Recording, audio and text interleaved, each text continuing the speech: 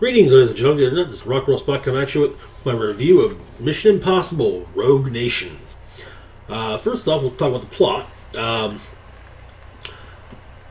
Just after getting confirmation of a evil version of the IMF, the existence of the evil version of the IMF, which Ethan Hunt has been trying to track down for the last year, the IMF is shut down by request of the head of the CIA.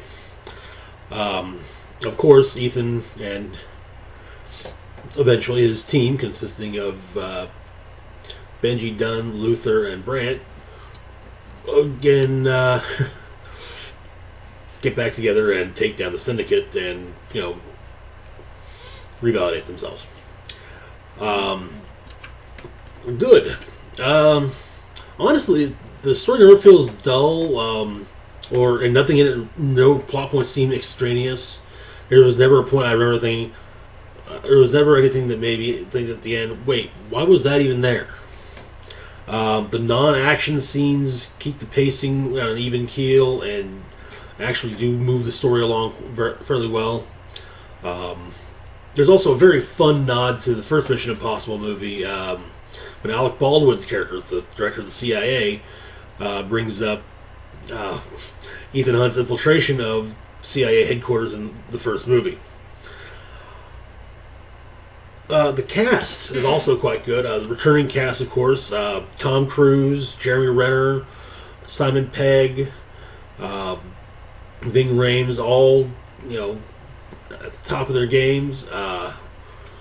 Also, we have Alec Baldwin doing as CIA, director of the CIA, and that's really one of the major additions. Of course, we have allies and enemies, which we'll probably never see again, but they were also well done, and you got enough of their motives to kind of understand where they're coming from. So, the bad. First off,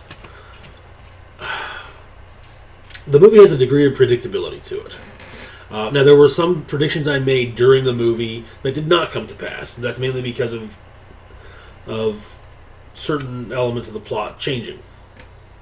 But to be perfectly honest, it's seeming to me that the Mission Impossible movies are becoming more and more just kind of paint by numbers.